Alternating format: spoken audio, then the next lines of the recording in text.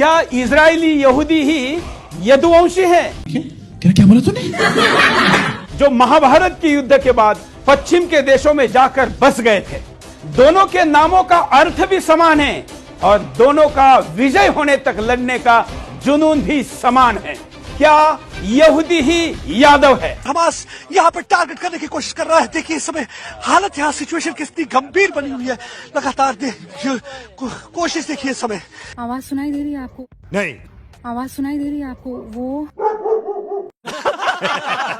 उधर इजरायल और पैलेस्टाइन का युद्ध शुरू हुआ और इधर इंडियन मीडिया की मौज आ गई। ग्राउंड पर प्रत्यक्ष इजराइल के रहने वाले हिंदी भाषी अबे जल्दी बोल। एक्सपर्ट आपको इजराइल का भी हाल बताएंगे। लगातार यहाँ पे आ रहे हैं, मीटिंग का दौर चल रहा है क्योंकि उन्हें मालूम है कि ये इलाका थोड़ी देर के लिए हमास से कब्जे में कर लिया।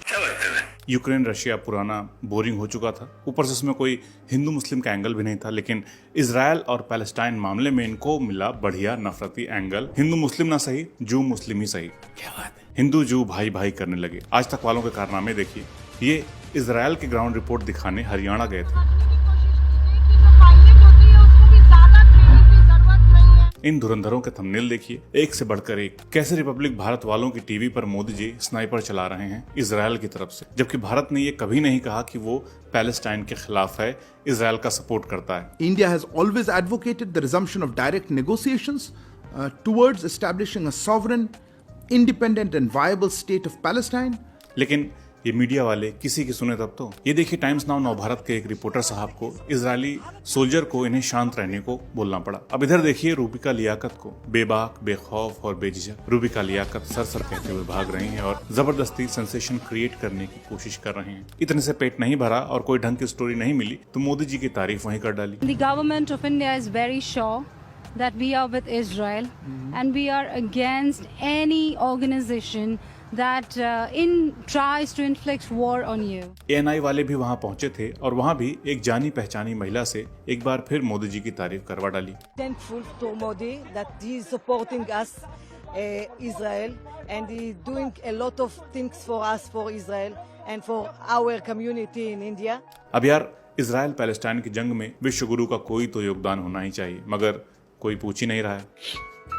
खैर, मीडिया का किया धरा जमीन पर उतरना ही था, तो उधर मीडिया ने आई स्टैंड विद इजरायल किया और इधर बनारसी सब गंगा आरती करने लगे इजरायल के समर्थन में। 14 अक्टूबर को Bharat Pakistan world cup match के दौरान क्रिकेट स्टेडियम में फैंस इजरायल के सपोर्ट में प्ले कार्ड लहरा रहे थे। हमारे बेरोजगार हिंदू जवान सोशल मीडिया पर इजरायल की तरफ से मोर्चा संभाले हुए थे और मुस्लिम भाई गाजा पैलेस्टाइन के समर्थन में उतर चुके थे। यहाँ माहौल बनता देख योगी जी ने यूपी में डायरेक्शन दे दिया कि अगर किसी ने हमास का समर्थन किया तो उस पर एक्शन लिया जाएगा। उधर लेफ्टिनेंट यति नरसिंहानंद ने अपने गेरुआ ब्रिगेड के जवानों के साथ इजरायल जाने की घोषणा कर दी। मैं और मेरे शिष्यगण लगभग हम 1000 की संख्या में इजराइल में बसना चाहते हैं।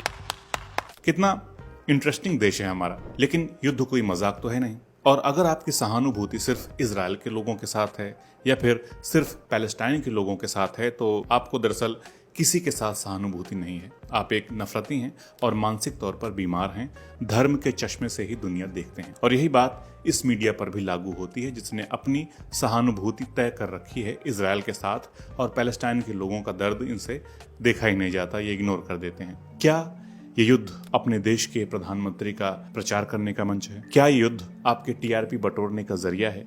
क्या ये युद्ध अपने देश की माइनॉरिटीज को टारगेट करने का बहाना है? नहीं, लेकिन इंडियन मीडिया यही सर्कस कर रही है इजरायल जाकर, जबकि असल रिपोर्टिंग करने वाली मीडिया के 21 रिपोर्टर इस वॉर में जान गंवा चुके हैं। पिछले 3 एपिसोड्स में हमने डिटेल में समझा कि इजरायल कैसे बना और पैलेस्टाइन के उजड़ने की दास्तान क्या है। और 7 अक्टूबर को शुरू हुआ ये युद्ध अब तक 4000 से ज्यादा जाने ले चुका है, जिनमें से 65% लोगों की उम्र 24 साल से कम थी, नौजवान थे वे। तबाही का मंजर इतना भयानक है कि शब्दों में बयां कर पाना नामुमकिन है। बच्चों की फोटोज हम सब ने देखी हैं। अपने देश में जो लोग मणिपुर के भाइयों के साथ ना खड़े हो सके वो लोग आज इजरायल जाने की बात कर रहे हैं, आई स्टैंड विद इजरायल लिख रहे हैं। ये सलमान खान के पोज में बैठी हुई रूबिका लियाकत मणिपुर में दंगों के कवरेज की बात आई थी तो अपने टीवी चैनल पर सैंडविच शो कर रही थी। अपने यहाँ ग्राफिक्स बनाकर गाजा को लोग उड़ा दे रहे हैं, लेकिन अगर आप देखेंगे तो आपको जो वहाँ असल में रिपोर्टर काम कर रहे हैं उनके हालात देखकर वहाँ की असलियत समझ में आएगी। पत्रकारिता के जांबाज असल में होते कैसे हैं, इनसे मिलिए। छोटे बच्चे को हाथ में लिए इस पत्रकार का नाम मोमेन क्यूराकिया है। 2008-9 के इजरायली हमले में इन्होंने अपनी दोनों टांगें गंवा दी थी, लेकिन गजा से रिपोर्टिंग कर रहे हैं बिना किसी शोबाजी के। ये एक ऐसी जगह है जहां पर लोगों के घर तबाह हो रहे हैं, जाने जा रही हैं। वहां से सीरियस कवरेज के बजाय हमारी मीडिया के लोग इजराइल लगातार भारत का नाम ले लेकर तारीफें कर रहा है। देश के नेता का प्रचार कर रहे हैं, अपने यहाँ की माइनॉरिटीज को टारगेट कर रहे हैं, एक कम्युनिटी के लोगों को डिमोनाइज करने की कोशिश कर रहे हैं। मोहम्मद और मोहम्मद की किताब, शैतानी किताब को मानने वाले राक्षस। कभी कभी लगता है कि आज से 15, 20, 50 साल बाद जब कोई देखना चाहेगा कि इजराइल पैलेस्टाइन का वॉर इंडियन मीडिया ने कैसे कवर किया था, तो उसे यही सब नमूने मिलेंगे। ये वीडियो बना रहा हूं ताकि इनकी कलाकारियां दर्ज होती रहें।